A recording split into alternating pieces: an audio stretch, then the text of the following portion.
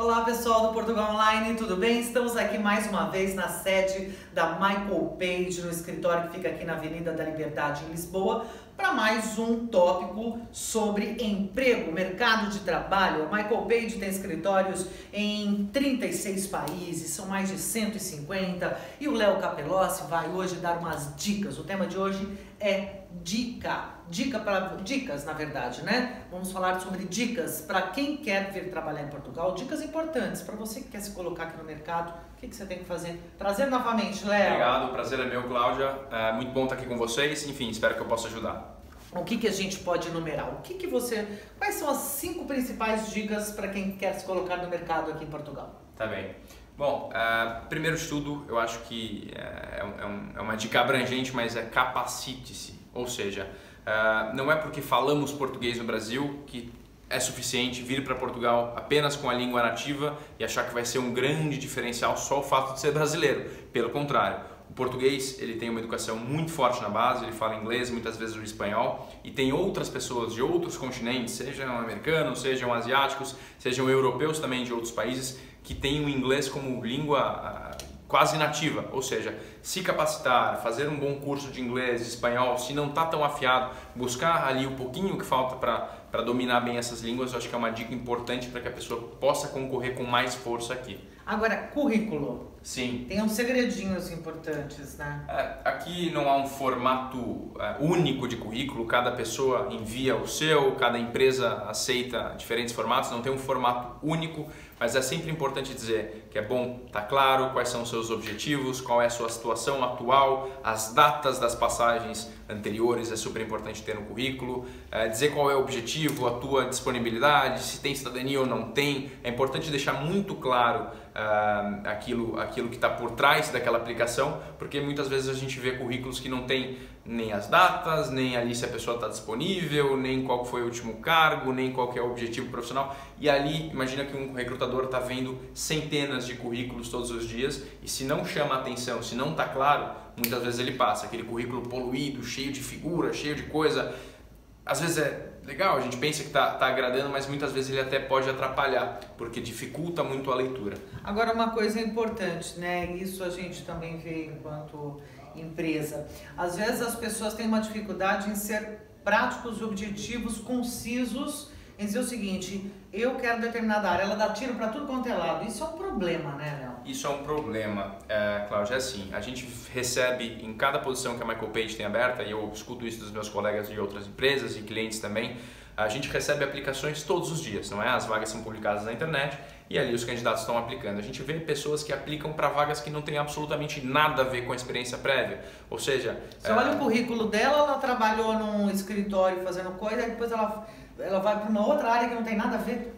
A gente entende que algumas pessoas querem mudar de carreira, elas querem um emprego mais do que normal e é mais do que possível que isso aconteça. Mas quando a gente vê uma vaga publicada dizendo que um requisito mínimo é falar inglês e a pessoa não fala e aplica, não é uma coisa boa. Ela não vai passar, muito provavelmente ela não vai nem ser considerada. A gente vê uma vaga, por exemplo, em TI, como a gente tem usado muito aqui a área como exemplo, uma vaga de gerente de TI, uma pessoa que foi gerente de marketing a vida inteira e não conhece tecnicamente o que é necessário para ser um bom gerente de TI. Então é muito difícil que ela seja considerada para uma vaga onde ela não tem experiência. Então acho que a segunda dica mais importante aqui é: faça uma autoanálise muito grande, muito sincera, não é? De quais são as suas competências, a tua experiência, e leia a posição, leia quais são os pontos necessários para aquela aplicação e só faça a aplicação se você acha que de fato pode concorrer. Ter aquela ideia, mas e se, ou vai que, não cola muito, não é? As empresas querem de fato e estão preocupadas em trazer alguém que tenha experiência na função, que tenha os requisitos técnicos e comportamentais, como eu já disse, e sim, há alguns exemplos, há algumas oportunidades que não se pede experiência prévia, que não se pede nenhum tipo de formação específica, mas vai ser descrito naquele job posting ou vai ser descrito naquela vaga postada na internet. As empresas vão deixar claro que não é necessária experiência e se não é, tudo bem, faz sentido uma pessoa que não tem aquela experiência aplicar, mas quando temos ali requisitos muito firmes e muito claros do que é necessário, eu acho que não vale a pena aplicar, porque muitas vezes o recrutador vai ver a aplicação numa vaga que não faz sentido, outra que não faz sentido, uma que faz mais ou menos. Isso acaba demonstrando um certo desespero. Para mim, qualquer coisa serve. Então, nesse mercado executivo, eu acho que não é muito por aí. É muito melhor ir direcionado para aquilo que realmente pode ser eficaz. Agora, de maneira geral, Léo, a gente pode dizer que essas regras básicas, tratando de mercado de trabalho, elas se aplicam seja no Brasil, aqui ou na Europa, de maneira geral. Não tem muita diferença, né? Não, é verdade. Tudo que a gente está dizendo aqui serve para o Brasil, serve para os Estados Unidos. Não tem muita diferença não, Cláudia. Muitas vezes a gente sentado lá no Brasil acha que, poxa, trabalhar na Europa é uma coisa muito diferente, muito complexa. Não tanto, não é? Óbvio que cada mercado vai ter os seus costumes, a sua cultura local, as suas práticas mais comuns de negociação e tudo mais. Mas, resumidamente, não tem... Temos ali alguns pontos-chave que são convergentes em todos os mercados, seja um bom currículo, seja clareza, seja transparência, aplicação correta, boa comunicação, boa capacidade de argumentação, ou seja, é muito parecido com o nosso mercado aí do Brasil, obviamente com algumas adaptações, e aí por isso dissemos no outro episódio que era importante vir, checar, conversar com pessoas que já estão aqui para saber quais são essas diferenças e como é que a gente se adapta. Importante também, né, uma coisa que é legal a gente observar o comportamento local, né? Porque às vezes cada país tem a sua cultura, né? É interessante você estudar um pouquinho, talvez, né, Léo? Um pouquinho da cultura local, do modo, para você poder se encaixar talvez mais facilmente. Sim, mas eu vou dar uma dica que parece um pouco contraditória. Sim, é importante estudar, mas seja você mesmo, não é? As tuas qualificações, os teus valores são seus, só seus, e aquilo é o que te diferencia. Ou seja, obviamente, entenda se estamos falando aqui de uma empresa mais formal, se adapte ao interlocutor, isso sempre. Mas o que é teu, fundamentalmente, no teu DNA, o que te diferencia, se é a comunicação, se é a criatividade, se é, enfim, qualquer que seja o atributo, guarde aquilo, porque muito provavelmente é o que te diferencia não só no Brasil, mas em qualquer país do mundo. Agora, uma coisa, né, interessante, redes sociais. Isso tem sido um tema complicado em se tratando de mercado de trabalho. Precisa tomar muito cuidado. É preciso. Bom, eu acho que não deve ser novidade para ninguém que a gente tem alguns casos recentes aí de demissões que ocorreram por conta de má conduta em rede social, e má conduta, leia-se, exprimir opinião política de maneira muito contundente, fazer comentários de cunho racista ou esse tipo de coisa. Acho que não é, de novo, não é um tema que compete a procurar trabalho na Europa, mas compete a todos os profissionais que querem se recolocar ou estão aí disponíveis no mercado.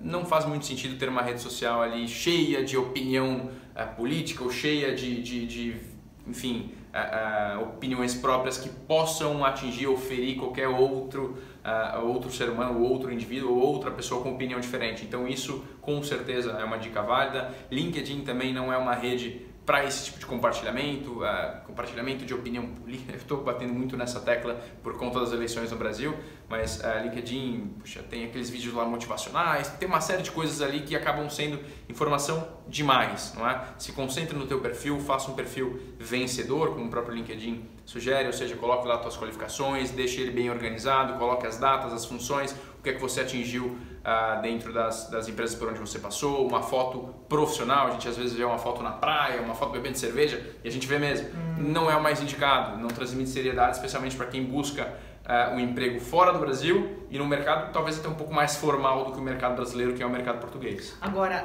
as empresas estão cada vez mais, claro, aquelas que de repente também, as que passam pela Michael Page, né? Ou vai direto, talvez na fonte, e a fonte seria a velha e boa internet?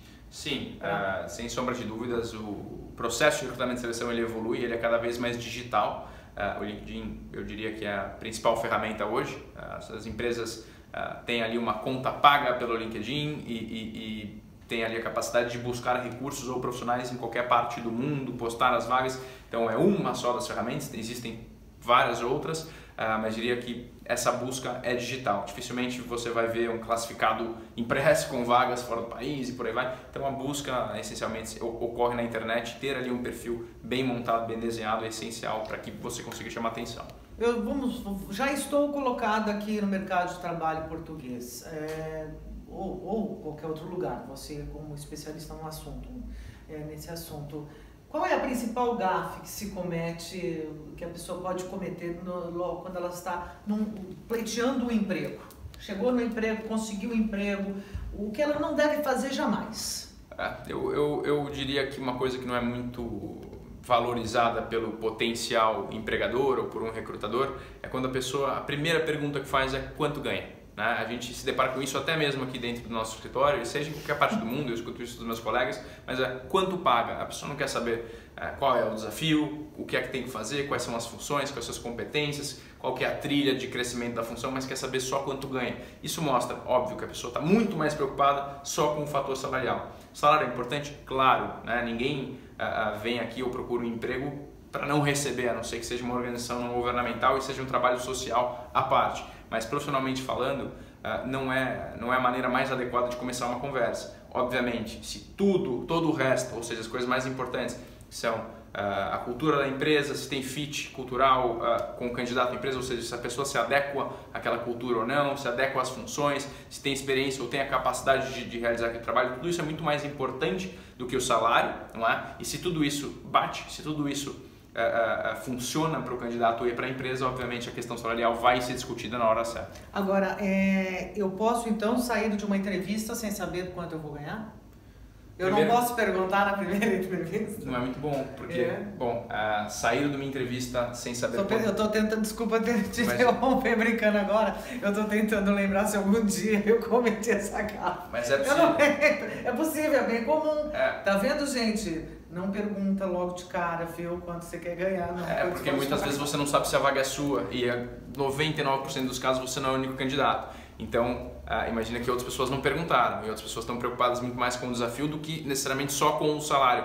O salário é relevante, as pessoas tendem a ser valorizadas por aquilo que tem experiência e daquilo que tem capacidade. Ou seja, se chegar no momento de definição salarial, de negociação salarial, e a proposta não estiver de acordo com o que você espera, ok, tudo bem, é hora de conversar com a empresa, é hora de negociar e de ver se aquela condição é flexível ou não. Mas sair da primeira entrevista sem saber o que vai ganhar, já não acho que é uma boa linha de raciocínio, porque você não sabe nem primeiro se você vai receber uma oferta. E isso eu acho que diminui um pouco a chance. Entendi. Mais alguma consideração, mais alguma coisa importante que a gente poderia falar de dica? Olha, pessoal, eu acho que eu fui aqui realista para a grande maioria das situações. Eu não quero de maneira nenhuma desestimular o brasileiro que quer vir para Portugal, até porque eu consegui vir para Portugal no mercado de trabalho e é fantástico, é uma cidade... eu moro em Lisboa, é uma cidade incrível, o mercado de trabalho aqui tem uma energia e uma capacidade muito interessante, não é? A gente vive um momento muito especial em Portugal. Eu não quero de maneira nenhuma dificultar ou dizer que é difícil, mas eu quero dizer que não é tão simples quanto parece, não é tão simples como algumas pessoas que enfim, me abordam ou que conversam comigo fazem parecer ser. Não comprem a ilusão de que é simplesmente pegar um avião, vir para Portugal como turista, chegar aqui e vai começar a trabalhar. Não é bem assim, especialmente no mercado formal. Eu tento ser o mais claro possível e informá-los da melhor maneira possível para que vocês se preparem e compitam de fato da melhor maneira possível, que deem o seu melhor, porque dizer que é fácil e depois vocês possivelmente podem ter uma frustração muito maior do que, enfim, saber que é difícil, saber do que é preciso para se preparar e que vocês façam isso de maneira consciente e de maneira sustentável, porque depois é muito possível que a gente tenha uma decepção quando a expectativa está muito, muito alta e parece que tudo é fácil. Valeu, Léo, muito obrigada por essa sessão maravilhosa sobre emprego aqui em Portugal. Obrigado. Gente, a gente volta logo mais, a qualquer instante. Beijinho para vocês, até mais, tchau, tchau. Obrigado.